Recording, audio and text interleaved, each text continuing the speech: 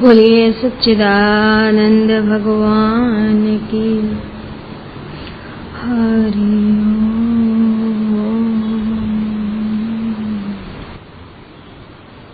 यं ब्रह्मा वरुणेन्द्र रुद्रमरुतः स्तन्ति दिव्यैस्तवे वेदैः साङ्गपदक्रमोपनिषदे गायन्ति यमसामगा ध्यानावस्थितद्गतेन मनसा पश्यन्ति यं योगिनो यशान्तन्न विदुसुरासुरगणा देवाय तस्मै नमः। नारायणं नमस्कृतं नरं चैव नरोत्तमं देवी सरस्वती व्यासं ततो जयमुदीरये। इन्द्रियाणाम् अधिष्ठात्री भूतानां चाखिलेषु या भूतेषु सततं तस्य व्याप्तिदेव्ये नमो नमः। व्याप्तिदेव्ये नमो नमः। ॐ भद्रं नो अपि वातयमनः। ॐ शान्ति शान्ति शान्ति।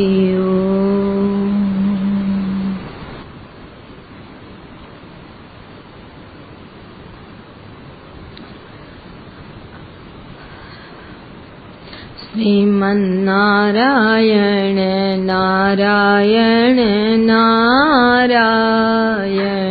श्रीमन्नारायण नारायण भजमन्नारायण नारायण नारायण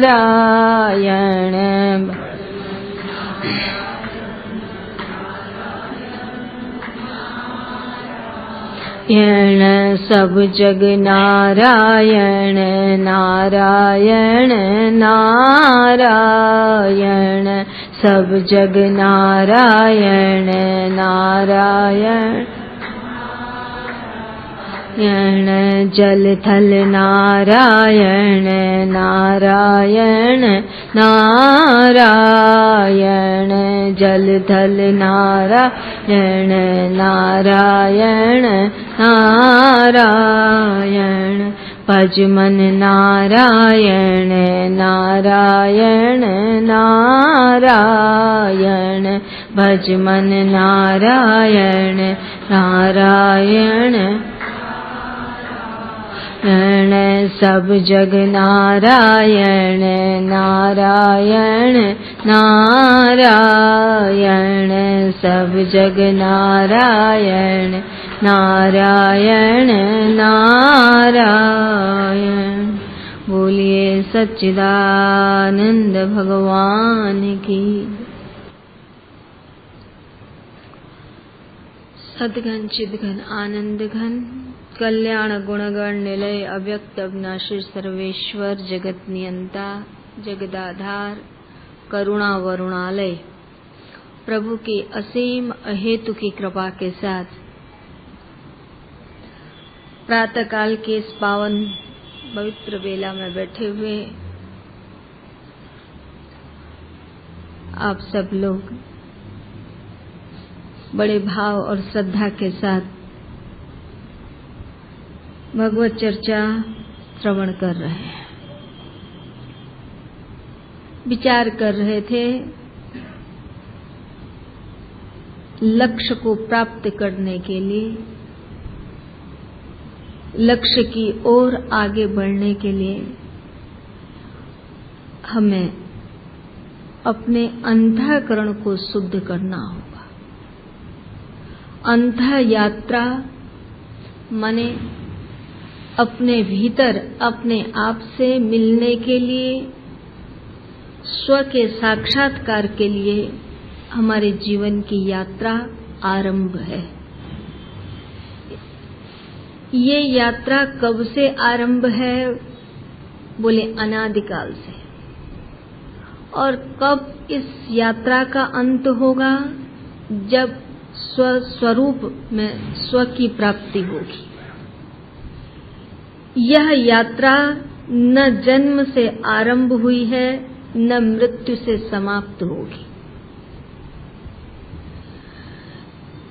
जन्म मृत्यु के बीच ये यात्रा रुके समाप्त नहीं होगी।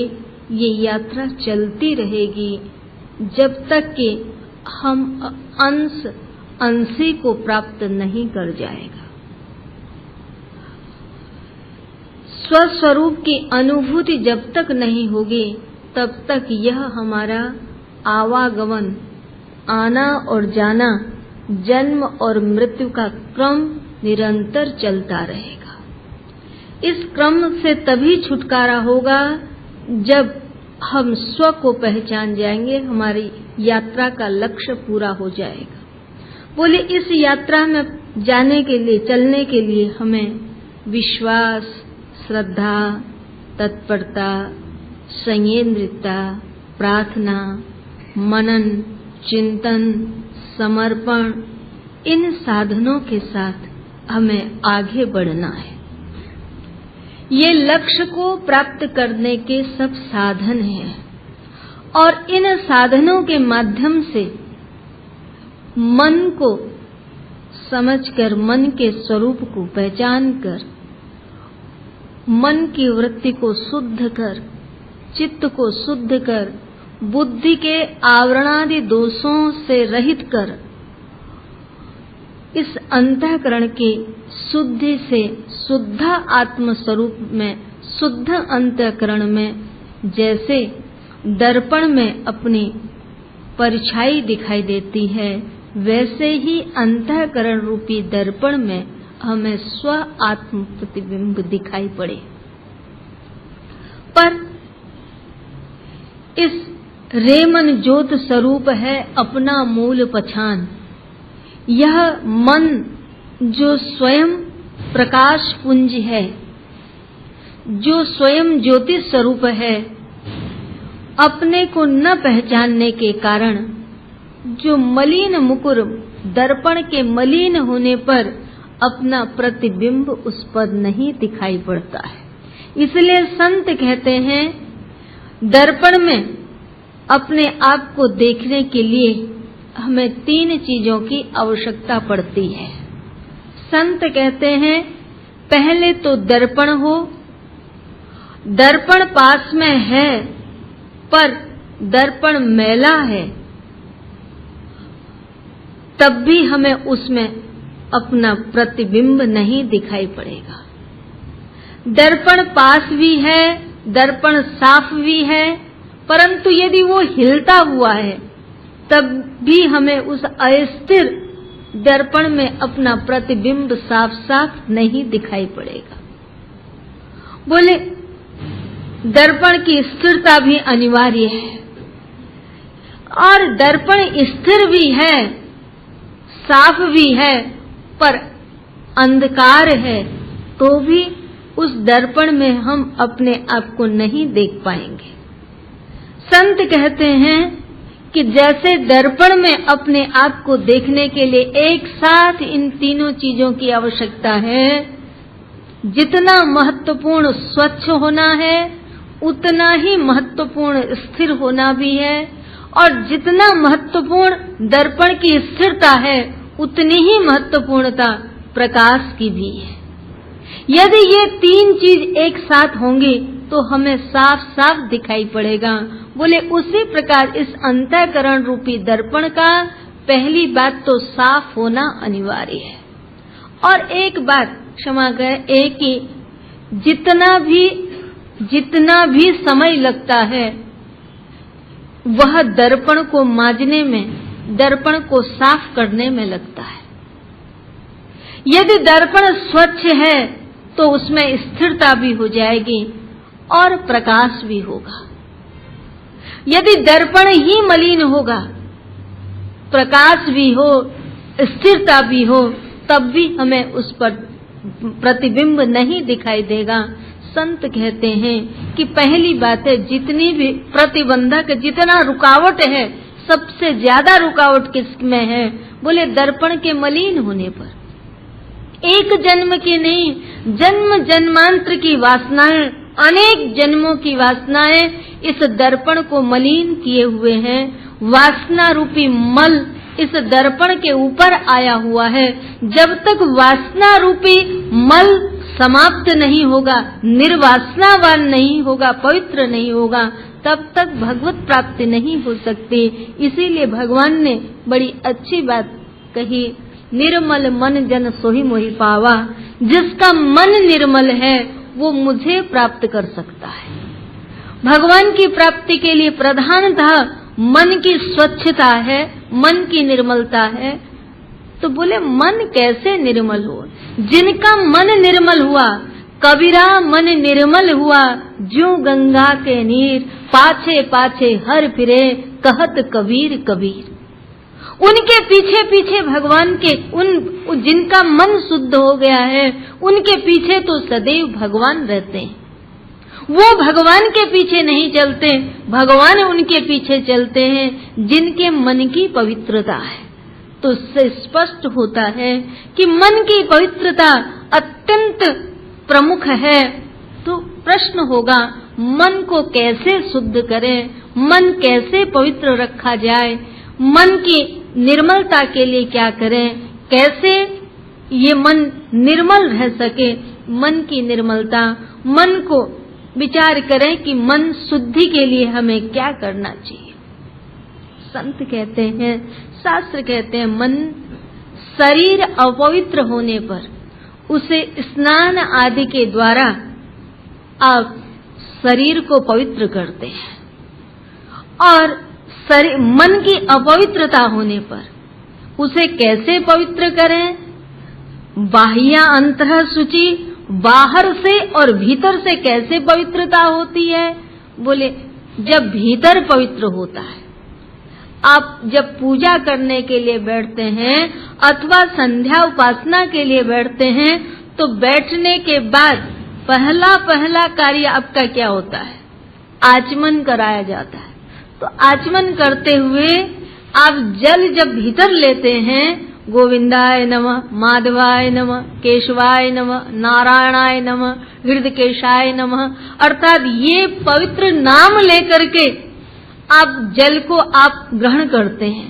तो भाव क्या हुआ कि जल से पवित्रता है, पर जल को भी पवित्र करने वाला भगवान का नाम है। और उस पवित्र नाम के द्वारा आप अपने शरीर पर मार्जन करते हैं, जल के छींटे डाल, अपवित्रो पवित्रो वा सर्वांगतो वा यत् सुमृत पुंडरीकाक्षम बाह्या अंतरः शुचि। बाहर और भीतर से जो पवित्रता है वो किसके नाम से है? बोले भगवान के नाम से है। यूं तो जल सबको पवित्र करता है, पर जल कौन पवित्र है? जल को पवित्र करने वाली वायु है। वायु से जल पवित्र होता है, पर वायु को पवित्र कौन करता है? कहते हैं गरुड़ जी के जब पंख उठते हैं ना, चलते हैं, पंख हिलते हैं, तो उससे गरुड़ जी के पंखों से जो संस्पर्श, अर्थात गरुड़ शब्द को भी गरुड़ कहते हैं, वेद वाक्य भी गरुड़ है, उनसे जो हवा निकलती है, जैसे गरुड़ जी के पंख हिलते हैं तो नारायणाय नमः, केशवाय नमः, माधवाय नमः, ये पवित्र नामों की ध्वनि निकलती है। बोले उनके शरीर से स्पर्श करते हुए जो पवित्र वायु निकलती है, उस पवित्र वायु से वायु पवित्र होती है। अर्थात भगवान के नाम से वायु पवित्र होती है, भगवान के नाम से जल पवित्र होते हैं। और ये आकाश जो शब्द है, व्यापक विष्णु का रूप, इसकी पवित्रता किससे होती है? ओम। जब आप भगवान का नाम लेते हैं तो ये वायुमंडल जो खाली जगह है, आकाश कहते हैं खालीपन को, ये खालीपन में पवित्रता भरती है। बोले किसके द्वारा? शब्द के द्वारा। शब्द से आकाश पवित्र होता है। और अग्नि की पवित्रता किससे है? बोले पवित्र अग्नि प्रकट होती है जब बड़े बड़े यज्ञ आदि होते हैं तो उसमें अरणि मंथन होता है। 2 लकड़ियों को लेकर मंथन किया जाता है, घर्षण किया जाता है। बोले उससे अग्नि प्रकट होती है तो उस समय पवित्र शब्दों का उच्चारण किया जाता है, वेद मंत्रों का उच्चारण होता है। वेदोच्चारण से अग्नि प्रकट हुई। तो अग्नि की पवित्रता किससे है? बोले शब्द से है। शब्द से अग्नि पवित्र होती है, शब्द से आकाश पवित्र होता है, शब्द से वायु पवित्र होती है, शब्द से जल पवित्र होता है। और जिस पृथ्वी में आप बैठे हुए हैं, जब आप संध्या उपासना करने के लिए जाते हैं तो कमलासनाय नमः, पद्मासनाय नमः, आधार शक्ते नमः, पृथ्व्यै नमः ऐसा कहकर गंध पुष्प लेकर आप पृथ्वी की पूजा करते हैं। तो ये पवित्रमयी जो धरती है, आधार शक्ति है, इसकी पवित्रता किससे है? जो धरती अपावन है, ऐसा धरती का कौन सा टुकड़ा है, कौन सी जगह है जहाँ कभी किसी की कोई चिता न लगी हो? यद्यपि ये धरती सब अपावन है, पर इस अपावन धरती को भी पावन कर देने वाला कौन है? बोले भगवान का नाम है। इसलिए जहाँ कहीं पर भी आप भगवान का नाम लेकर बैठते हैं धरती में तो वो धरती पावन हो जाती है। तो पृथ्वी को पावन करने वाला कौन है? बोले भगवान का नाम। तब विचार करो नारायण, जिससे ये पंचभूत पवित्र होते हैं। और इन पंचभूतों के सूक्ष्म पंच तत्वों से बना हुआ कौन है? पंचभूतों के पंच तत्वों से बना हुआ, सात्विकता से बना हुआ हमारा मन है। तो इसलिए जो नाम आकाश को पवित्र करता है, जो नाम पृथ्वी को पवित्र करता है, जिसमें इतनी ताकत है, वही नाम इस मन को पवित्र करेगा। याद रखना, मन की शुद्धि भगवत नाम से। कहने का भाव है कि इस मन को पवित्र करने की यदि सामर्थ्य है तो बोले भगवत नाम में है।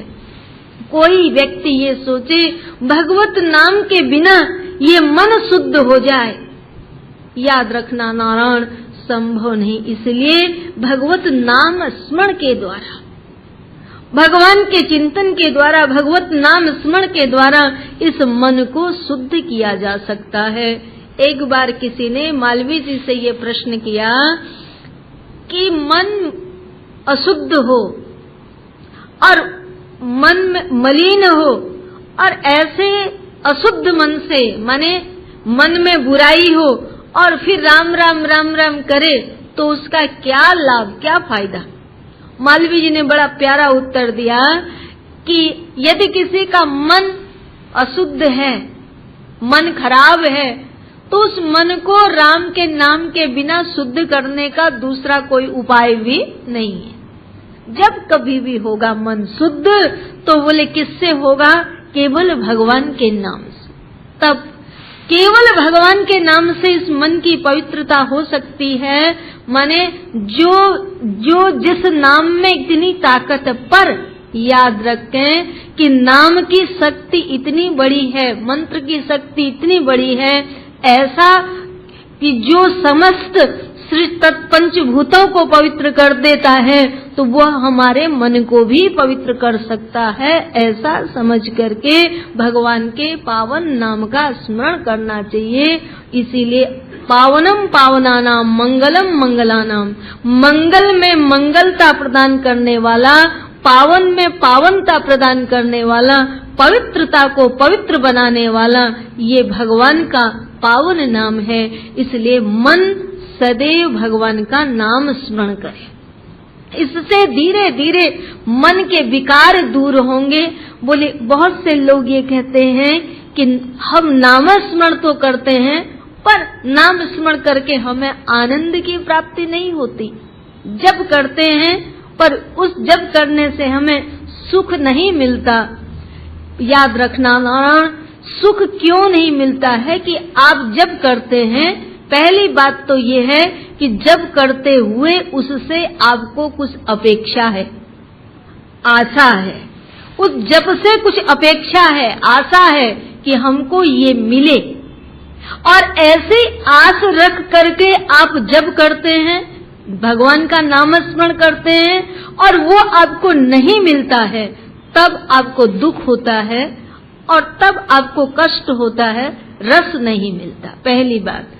और दूसरी बात ये है कि हम जब करते हैं, इस पहली बात रस न मिलने का कारण ये है कि हम कुछ न कुछ उस जप के बदले में, जितना हमने मंत्र जप किया उसके बदले में हमें कुछ मिले, ऐसी हमारे अंदर में एक आस बनी रहती है।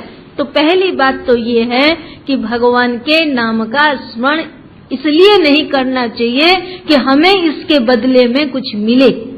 भगवान के नाम का स्मरण इसलिए करना चाहिए कि भगवान का नाम का स्मरण करना चाहिए, इसलिए नहीं करना चाहिए कि हमें उसके बदले में कुछ चाहिए। हमें इसलिए करना चाहिए कि करना चाहिए। उसका तात्पर्य केवल ये हो कि हमें भगवान के नाम का स्मरण करना चाहिए, बोली उसके बदले में हमें कुछ नहीं चाहिए। ये हमारा भगवत नाम स्मरण हमारे जीवन का स्वभाव बन जाए। एक काम तो ऐसा करो नारायण, एक काम तो ऐसा करो कि एक भक्त भगवान के पास गया, उदाहरण के लिए भगवान के पास गया तो वो बहुत दान करता था, पूजा करता था, पाठ करता था और उसने बहुत अच्छे अच्छे अच्छे अच्छे सब सत्कर्म किए। उस सत्कर्म के फलस्वरूप वो भगवत धाम तक पहुंच गया। जब भगवान के धाम तक पहुंचा तो उसे भगवान के दर्शन नहीं हुए। वो मन में विचार करने लगा कि मैंने इतना सत्कर्म किया, इतना जप किया, इतना दान किया, इतनी पूजा की, इतने तीर्थ किए, इतने संतों की सेवा की, इतना सत्संग किया, मैंने यावत जीवन कोई संसार का भोग नहीं भोगा, केवल मैं यही सब कुछ करता रहा और जिसके फलस्वरूप यहाँ पहुंच करके भी मुझे भगवान के दर्शन नहीं हो रहे, मुझे भगवान की प्राप्ति नहीं हो रही है। मन में बहुत बेचैन। तो आवाज आई कि तुम आए हो तो मिलने के लिए, तो तुम मिलना चाहते हो? बोले हाँ मिलना चाहते हो। तो मिलने के लिए तुम आए हो तो अपने पास क्या लेकर के आए हो? महाराज मैं क्या लेकर के आया हूँ? मैंने तो इतना सारा किया है, मैंने इतना सब कुछ किया, मैंने इतने सारे सत्कर्म किए। कहा कि ये सब तुमने जो कुछ किया ये सब कुछ तो जग जाहिर है, सबको मालूम है। ऐसे तुम्हारे पास क्या चीज है जिस पर कभी किसी की दृष्टि न पड़ी हो, जिसे कभी किसी ने नहीं देखा हो, जिसे कभी किसी ने नहीं देखा हो? ऐसी कौन सी चीज है कि जो बिल्कुल बिल्कुल छुपा करके, सबकी दृष्टि से बचा करके, सबसे अलग करके तुम लेकर के आए हो? ऐसी कोई चीज है जिसे तुम देना चाहते हो? सोच में पड़ गया कि ऐसी क्या चीज होती है, ऐसी क्या चीज मेरे पास है? विचार करो नारायण, कोई ऐसी चीज है आपके पास जो सिर्फ आप और आपके प्रीतम जानते हो, आपके इष्ट को, आराध्य को मालूम हो और आपको मालूम हो। दूसरा कोई उसे देख न सके, दूसरा उसे न जानता हो और किसी की दृष्टि न पड़ी हो, क्योंकि जब दूसरे की दृष्टि पड़ जाती है, इसीलिए आप भगवान का भोग ले जाते हैं कि ढक करके, छुपा करके, किसी थाली से भोजन को ढक के ले। क्यों? कि दृष्टि दोष न पड़ जाए इसमें। किसी दूसरे ने देख लिया तो उसने नेत्रों से उसे भोग लिया और उस दूसरे के नेत्र से भोग हो गया तो फिर तो वो अपवित्र हो गया, भगवान को भोग लगाने लायक नहीं रहा, वो अस्पर्श नहीं रहा, वो झूठा हो गया, उचिष्ट हो गया, नेत्र से भोग लग गया, शब्द सुन लिया तो कानों से भोग लग लिया, सूंघ लिया तो नासिका से भोग लग गया। केवल उसे स्वयं खाकर के ही भोग नहीं होता, भोग तो हमारी इंद्रियां भोगती। इसलिए ऐसी कौन सी चीज है जो आपने अपने प्रियतम के लिए रखी हो, जिस पर कभी किसी की दृष्टि न, जो किसी के द्वारा सूंघा न गया हो, देखा न गया हो, सुना न गया हो, ऐसी क्या चीज है? बोले ऐसी तो कोई चीज नहीं है। और हम चाहते हैं कि हम अपने प्रिय को मिलें, तो तब विचार करें। भक्त से कहा, भगवान ने ऐसी तुम क्या चीज लेकर के आए हो जिससे तुम मिलना चाहते हो? बोले ऐसी तो कोई चीज नहीं है। तो ऐसी कोई चीज नहीं है तो जाओ तुम ऐसी चीज लेकर के आओ। विचार क्या है? बात केवल ये है कि केवल भगवान का नाम ही एक ऐसा है जो सिर्फ आपके अंतः मन को पता होता है। मन के द्वारा स्मरण जब किया जाता है, जिसमें होंठ भी नहीं हिलते, केवल मन ही मन जब स्मरण हो, जिस पर कभी किसी की दृष्टि नहीं पड़ सकती, जिसे कोई छू नहीं सकता, जिसे कोई देख नहीं सकता, जिसे कोई सूंघ नहीं सकता, अर्थात सबसे अछूता रहकर यदि कुछ किया पास रखा जा सकता है तो केवल मन से स्मरण है नारायण। पर उस मन से जब तक स्मरण नहीं होगा, होंठ हिलेंगे तब भी कोई देख लेगा, उच्चारण करेंगे तो कोई सुन लेगा, पर इसलिए कोई सुने नहीं, कोई देखे नहीं। केवल आपका मन इस प्रकार मन से मन में जब भगवत स्मरण होता है, शब्द का स्मरण होता है, तो धीरे धीरे उस शब्द के माध्यम से मन में एकाग्रता बनती है, और मन में एकाग्रता आते ही धीरे धीरे मन से संसार हटता है, मन शांत होता है। यत्र यत्र मनः तत्र तत्र संसार। जहाँ जहाँ मन है वहीं वहीं संसार है। संसार का मतलब जहाँ मन है, और जहाँ मन ही नहीं है तो वहाँ संसार का अभाव है। किसी ने पूछा ये संसार कहाँ तक है? जहाँ तक तेरा मन है वहाँ तक है। और जब तक मन में, जहाँ मन नहीं है, अर्थात वह मन न रहा, वो मन ही भगवान का हो गया, भगवत स्वरूप हो गया। जब के माध्यम से धीरे धीरे शांत हुआ, उसकी वासनाएं उसके भीतर आई हुई दूर हुई, मन स्वच्छ बना, निर्मल बना। और ऐसा जो निर्मल मन, कबीरा मन निर्मल भया ज्यों गंगा का नीर। गंगा के समान पवित्र ये जो मन है, ऐसे पवित्र मन माने निर्वासनावान मन, जो जिस मन में वासनाओं की दुर्गंध, वासनाओं की सड़ान जिस मन के अंदर भरी हुई हो, वो मन नहीं। इसलिए मन तो सुमन चाहिए, भगवान को सुमन अर्पित करते हैं। माने सुमन सुगंधित मन, जो सुगंधि से भरा हुआ हो, जिसके सुगंधि माने नाम की सुगंधि। भगवान को सुगंधि पुष्टि वर्धनम, भगवान को सुगंधि बहुत प्रिय है। इसीलिए आप पुष्पसार माने इत्र आदि लगाकर भगवान को सुगंधि अर्पित करते हैं। माने मन के अंदर से जो दुर्गंध है, दुर्वासनाएं हैं, दुर्विचार हैं, दुर्भावनाएं हैं, ये सब दूर हो, मन हमारा सुगंधित बने, मन हमारा प्रसन्न बने, मन के अंदर के विकार दूर हो, उसके लिए एकमात्र उपाय है नारायण, भगवान के नाम का जप। केवल मात्र आप जप ही कर रहे हैं तो धीरे धीरे उस मन से, इस प्रकार के जप क्रिया के करने से आपका मन शांत होगा, मन प्रसन्न होगा और मन की वासना दूर होगी।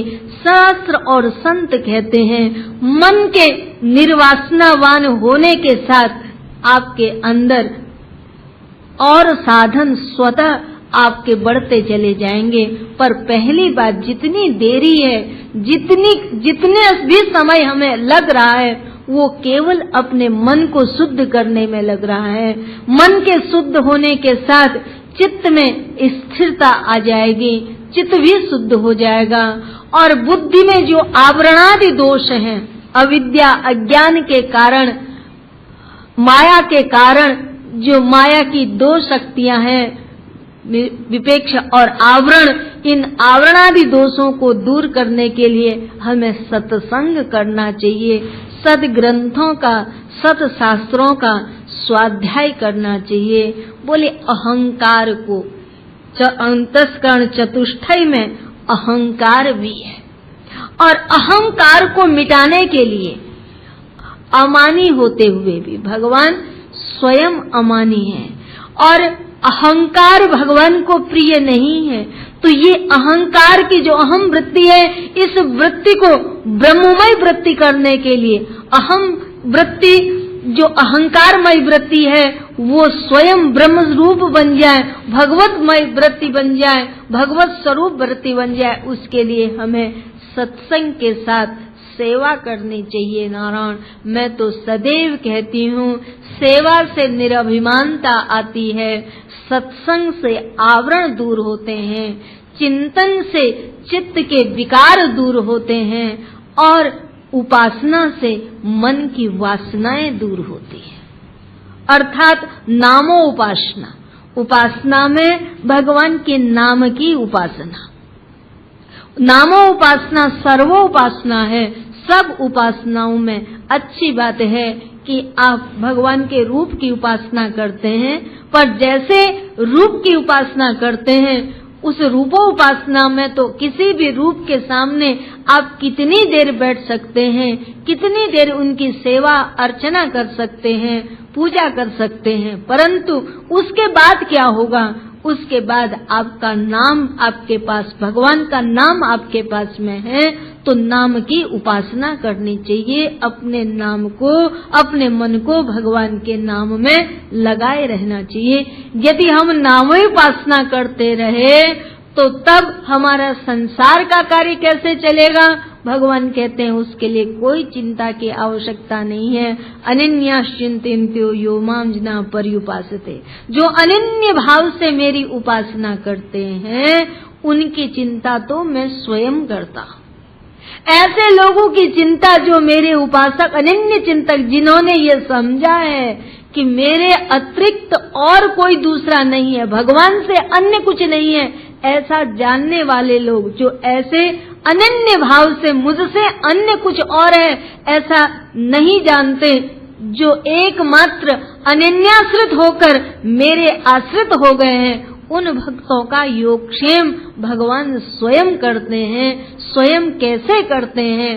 तब भगवान जो उससे कराते हैं वो करते हैं, जो दिखाते हैं वो देखता है, जो सुनाते हैं वो सुनता है। अर्थात उसने अपना जीवन इतना सहज कर लिया कि यंत्रवत, यंत्र जैसे स्वयं अपनी इच्छा से नहीं चलता, उसे चलाने वाला कोई और है।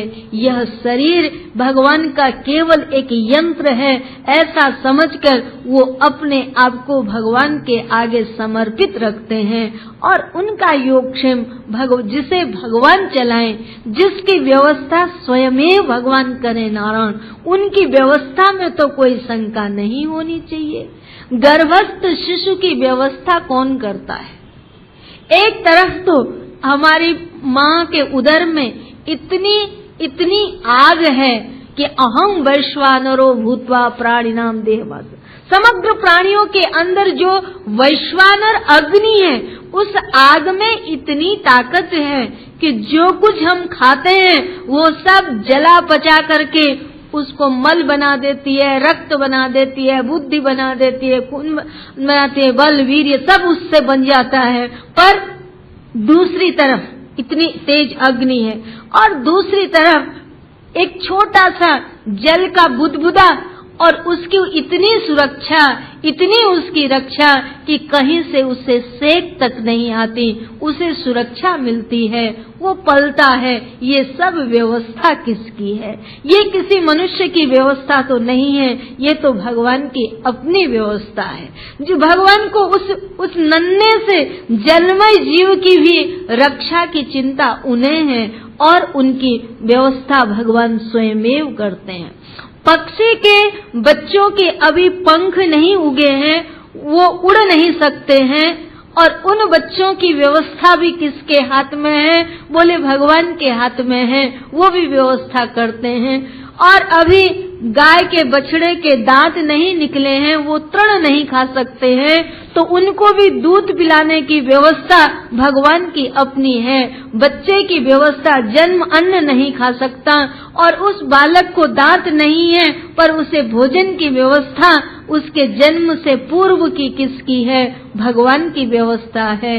इस प्रकार जो भगवान की व्यवस्था से संतुष्ट होकर भगवान की व्यवस्था में विश्वास रखते हैं कि भगवान ने जन्म दिया है, तो जन्म के साथ हमारे जीवन को जीने की व्यवस्था भी भगवान ने कर रखी है। किस रूप से किसकी व्यवस्था होगी, कैसे कौन जिएगा, ये व्यवस्था भगवान के हाथ में है। ऐसा समझकर जो लोग जीते हैं, मुझे इस पर एक बात याद आ रही है कि स्वामी राम के जीवन की घटना में पढ़ रहे थे, तो उनके जीवन की एक घटना थी कि वो हिमालय में, उन्हें हिमालय बहुत प्रिय था। हिमालय की पहाड़ियों में भ्रमण कर रहे थे, गंगा के किनारे किनारे चल रहे थे। उनका रोज का नियम था कि दोपहर होती थी, दोपहर होते होते भोजन के समय से पूर्व उनको कोई न कोई व्यक्ति मिल जाता था और बड़े आदर के साथ मानो उन्हें अपने घर ले जाता और उन्हें बड़े प्रेम से भोजन कराता था। और एक समय भोजन करते थे और रात्रि के विश्राम होने से पहले पहले कोई न कोई व्यक्ति मिल जाता था और रात्रि की विश्राम की व्यवस्था भी हो जाती थी। इस प्रकार उनकी व्यवस्था चल रही थी। महीनों तक ये व्यवस्था चलती रही। एक दिन उनके साथ में कोई उनका शिष्य था। दोपहर को भोजन का समय हुआ, किसी सज्जन के यहाँ उन्होंने भोजन किया और भोजन में इतने सुंदर सुंदर पदार्थ थे, इतना सुंदर भोजन था। नया नया साधक उनसे जुड़ा था। उसने सोचा कि यहाँ तो इतना बढ़िया भोजन मिल गया और आगे कुछ मिलेगा नहीं मिलेगा कुछ पता नहीं है, कुछ होगा कि नहीं होगा। इसलिए उसने सोचा कि थोड़ा थोड़ा सामान कुछ साथ में रख लेना चाहिए और उन्होंने थोड़ा थोड़ा सामान साथ में रख लिया और चुप बिना स्वामी जी को बताए हुए और चल पड़े। जब यात्रा में चल पड़े, दोपहर हो गई। रोज का नियम था कि भोजन का समय होने से पहले पहले कोई न कोई व्यक्ति मिल जाता था और आज दोपहर व्यतीत हो गई, भोजन का समय भी समाप्त हो गया, तब भी उन्हें कोई आदमी नहीं मिला। समय समाप्त होने जा रहा था। महाराज ने कहा कि तुम सब लोगों में बताओ कौन आदमी भगवान की व्यवस्था में विश्वास नहीं करता? ऐसा कौन मेरे साथ चल रहा है कि जिसे ईश्वर की व्यवस्था में कोई शंका हो, जिसे अब भगवान पर भरोसा न करके अपनी बुद्धि पर, अपने आप पर भरोसा करके चल रहा हो और उस भरोसे में कुछ अपने साथ अपने लिए गठड़ी बांधकर कुछ लेकर के आ रहा हो। व्यक्ति समझ गया, साधक लज्जित हुआ। महाराज ने कहा कि जो कुछ तुम्हारे पास है सब छोड़ दो, बांट दो। छुड़वा दिया, बंटवा दिया और जैसे ही बंटवा दिया इतने में से आगे से एक व्यक्ति, महाराज बहुत देर हो गई आपके आने में, मैं काफी देर से आपकी प्रतीक्षा कर रहा हूँ, भोजन में विलंब हो गया है, आज का भोजन तो तैयार है, मैंने सुना था आप आ रहे हैं, मैं आपकी प्रतीक्षा कर रहा था पर आप नहीं पहुँचे, देर हो गई। महाराज चलिए जल्दी भोजन ग्रहण कीजिए, भोजन के लिए तैयार रसोई करके मैं इंतजार कर रहा हूँ। व्यक्ति उन्हें लेकर चला गया। तो कहने का भाव ये था कि जिनको उनकी व्यवस्था पर भरोसा है, परंतु भगवान की व्यवस्था पर भरोसा न करके हम अपनी बुद्धि से यूं तो मैं कहा करती हूँ कि बुद्धि भगवान को प्राप्त करने के लिए एक बहुत बड़ा साधन भगवान ने दिया है। बुद्धि भगवान को प्राप्त करने के लिए भगवान ने बहुत बड़ा एक साधन दिया है, साधन भी है। पर याद रखना, कभी विचार करो गंभीरता से, तो सबसे बड़ा छलावा, सबसे बड़ी रुकावट यदि कोई भगवान के नजदीक पहुंचने में यदि कोई रुकावट भी है तो ये बुद्धि ही रुकावट भी है। क्योंकि बुद्धि अपने लिए कहीं पर भी, अब बुद्धि का एक काम है सदैव अपना बचाव करना। बुद्धि हमेशा बचाव ढूंढती है, किस तरह से बचाव किया जाए, कैसे बचाव किया जाए। जब बुद्धि के बचाव के पर हम चलते हैं तो बुद्धि अपने से ऐसा तर्क, ऐसा बचाव निकालती है कि जिससे हम अपने आप को भी बड़ा संतुष्ट समाधान कर लेते हैं और सामने भी बुद्धि से तर्क देकर हम दूसरे को भी संतुष्ट कर लेते हैं। दोनों संतुष्ट हो जाए, पर विचार करके देखें तो मात्र ये बुद्धि की भ्रांति है, बुद्धि का बचाव है, छलाव है। इसलिए हमें इस अपनी बुद्धि पर भरोसा करके, केवल जो लोग उस पर भरोसा रखकर अपना विश्वास सोचते हैं कि हम व्यवस्था करते हैं, नहीं नहीं नारायण, भगवान के भक्त, ये बुद्धि भरोसा करने जैसी नहीं है।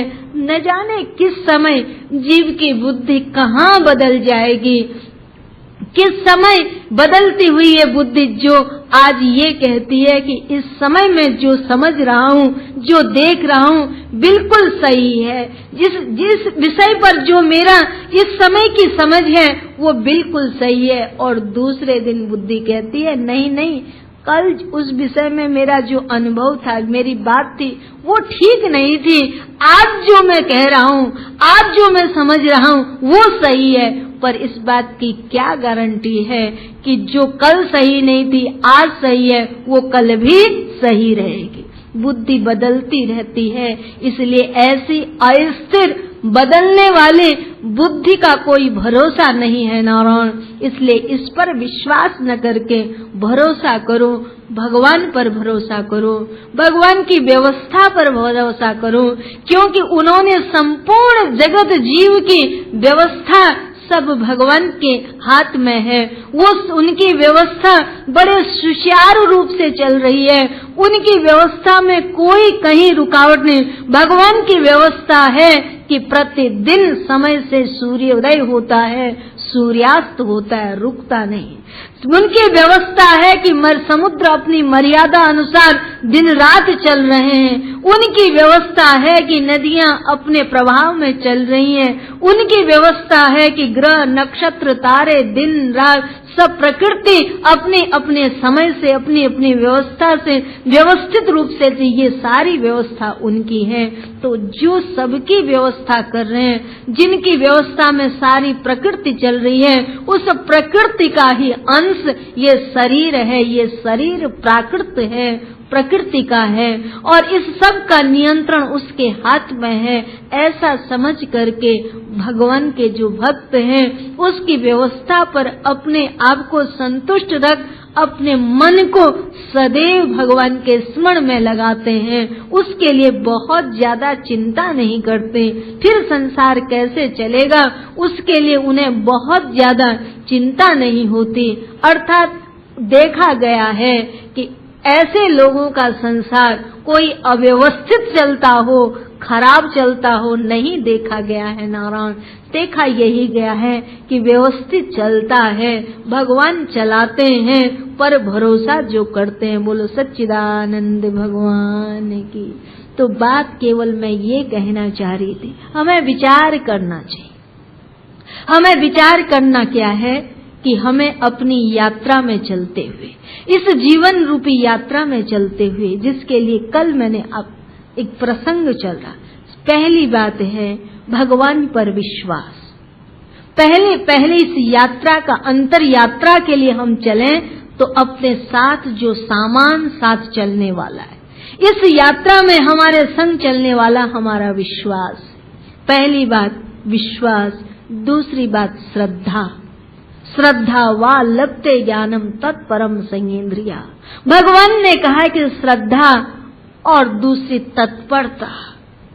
तत्परता माने प्रयत्न, प्रयत्नशील होना चाहिए, प्रयत्नवादी होना चाहिए। प्रयत्न किसके लिए? पुरुषार्थ किसके लिए? बोले प्रयत्न स्व को पहचानने के लिए, अपने आप को जानने के लिए प्रयत्न कर। और कैसे हो? बोले संयम के साथ जीवन संयंत्रित होना चाहिए। और इतना करने पर भी हताश न हो, भगवान के आगे पुकार करता रहे, प्रार्थना करता रहे, पुकारता रहे भगवान को, बार बार नाम लेकर उन्हें बड़े प्रेम से पुकारे और हृदय के अंतराल से भगवान के आगे प्रार्थना करें। और उस प्रार्थना के साथ अपने जीवन का समर्पण भगवान के श्री चरणों में होता रहे। और समर्पण के साथ ये सब करने से क्या होगा? बोले मन शुद्ध होगा। इन सब चीजों से मन शुद्ध होगा और उसके साथ चित्त की वृत्तियां जो चंचल है, दर्पण में जो चंचलता अस्थिरता है वो दूर होगा, चित्त शांत होगा। नारायण, जब चित्त शांत होगा और उस चित्त के शांत होने पर ही हमारा आत्म स्वरूप दिखाई पड़ेगा।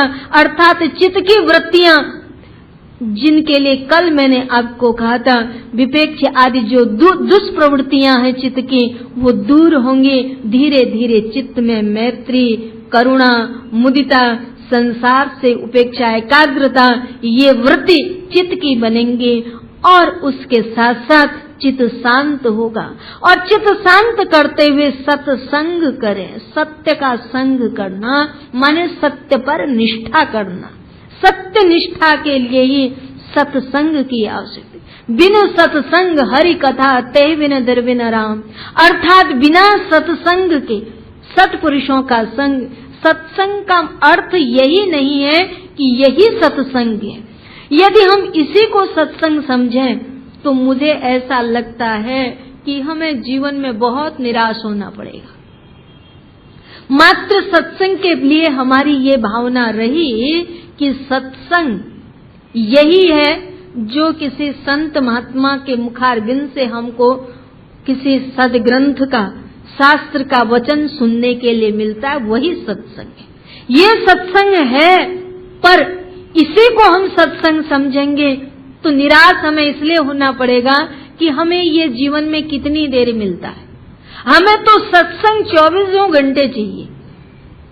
हमें तो एक पल भी सत्संग से अलग नहीं होना है।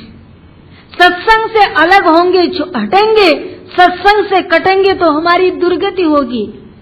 इसलिए हमें तो हर दम सत्संग चाहिए। ये सत्संग कितनी देर हो सकता है? यदि 5 मिनट में ज्यादा कर दूं तो आप घड़ी देखने लगेंगे कि कब बंद करें तो कब मैं जाऊं। 5 मिनट इसको ज्यादा सहन करने, क्योंकि हो सकता है उसकी समस्याएं अलग अलग हो, पार्किंग की हो और कुछ भी हो कारण हो सकता है। पर इसलिए सत्संग का अर्थ क्या है? सत्य का संग। और सबसे पहले आपको सत्संग में ये निश्चय करना होगा सत्य क्या है और सत्य का जो संग है, सत्य के साथ जो आसक्ति है वही सत्संग है। संग माने संस्कृत में आसक्ति होती है। सत्य में आसक्ति, सत्य में अनुरक्ति, सत्य में अनुराग, सत्य के साथ प्रेम, उसी का नाम सत्संग है। सत्य और जीवन में व्यक्ति का सत्संग से परिवर्तन होता है। बोले क्या परिवर्तन होता है? उसका स्वभाव बदलता है।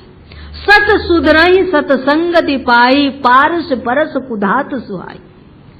सत्संग से स्वभाव बदलता है। माफ करिएगा, भगवान के दर्शन से भी स्वभाव नहीं बदलता, पूजा से भी स्वभाव नहीं बदलता, तीर्थ करने से भी स्वभाव नहीं बदलता, यज्ञ करने से भी स्वभाव नहीं बदलता। और यहां तक कि जब ध्यान आप करें ना, ध्यान करोगे, जब करोगे, जितनी देर करोगे उतनी देर तो ठीक है, पर स्वभाव नहीं बदलेगा। लोहे को जितनी देर आग में रखोगे उतनी देर अग्नि का रंग उसमें चढ़ जाएगा, लाल हो जाएगा, दाहकता भी आज रूप रंग लोहे के अंदर लोहे का रंग रूप भी अग्नि जैसा हो जाएगा, पर अग्नि से हटते ही क्या होगा, फिर वही काले का काला। उसी तरह से जितनी देर आप इन सब में रहेंगे उतनी देर तो आपके अंदर तदात्मता होगी, आप वैसे हो जाएंगे, हटने पर क्या होगा, फिर वही स्थिति होगी। इसलिए याद रखिए, सत्संग के अतिरिक्त किसी दूसरी चीज से व्यक्ति का स्वभाव नहीं बदल सकता। यदि स्वभाव बदलने की ताकत है तो केवल सत्संग में है, केवल सत्संग में है। सत्संग इसलिए अनिवार्य है कि सत्संग से हमारा स्वभाव बदलता है। पर सत्संग जब श्रवण किया जाता है, तब जब हृदय से सत्संग श्रवण होता है, यदि इतने साल, एक बात निश्चित रूप से ध्यान रखें कि हम कितने वर्षों से सत्संग कर रहे हैं, इतने वर्षों से सत्संग करने के बाद भी हमारे स्वभाव में यदि हमें कुछ फर्क नहीं मालूम पड़ता है, तो समझना कि हमें सत्संग सुनने में, समझने में कहीं हमारे से कोई अब तक लगातार त्रुटि हो रही है, कहीं न कहीं हमारे से भूल हो रही है, कहीं न कहीं हमारे से चूक हो रही है, जिस चूक के कारण हमें समझ। सत्संग का अभिप्राय है सत्य में निष्ठा। सत्संग भगवान का सत्य का संग, वो संग हमें भजन से भी मिल सकता है। वो संग सत्य के साथ जुड़ना, सत्य के साथ आसक्त होना, सत्य में हमारी आसक्ति रहे। आसक्ति रहने पर क्या है कि एक बार एक व्यक्ति, एक स्त्री आसक्त होकर चल रही थी और अपने प्रीतम के ख्यालों में चल रही थी, तो इतने में वो ऐसे मस्त होकर के चली जा रही थी कि उसकी मस्ती में उसे कुछ पता नहीं था। और इतने पर उस चलते चलते उसके पांव, जब वो जा रही थी, उसके पांव से किसी सज्जन को स्पर्श हो गया, पंडित का। तो उन्होंने चिल्लाए, पूछे कि तुम्हें पता नहीं कि तुम्हारे पांव से ठोकर लग रही? बोले मुझे तो पता नहीं कि मेरा पांव क्योंकि इतनी खोई हुई थी सत्संग में, उसमें कि उसे अपने शरीर का भान नहीं था। और जो जप करने बैठा हुआ ब्राह्मण था, उसे संध्या उपासना में बोले उपासना तुम्हारी हो रही थी या उपासना मेरी हो रही थी, कि मैं तो ऐसी खोई हुई थी कि मुझे पता भी नहीं था, और आपको उपासना करते हुए मेरा पांव लगा, ये पता है। अर्थात आसक्ति तो वो है जिस आसक्ति में हमें शरीर का भी पता न रहे, अर्थात हम कहाँ हैं, किस रूप, ऐसे आसक्त हो जाना, उस सत्य के साथ तदात्म हो जाना, वो सत्संग के प्रति निष्ठा बनने से होती है, सत्य में निष्ठा बनने से होती है। और निष्ठा बनती है श्रवण करने से, पढ़ने से, सुनने से, बार बार सुनने की, पढ़ने की हमें इसलिए आवश्यकता पड़ती है। इन्हीं शब्दों के साथ अभी के वक्तव्य को यहीं विराम देती हूँ और शेष चर्चा करेंगे। बोलो सच्चिदानंद भगवान की।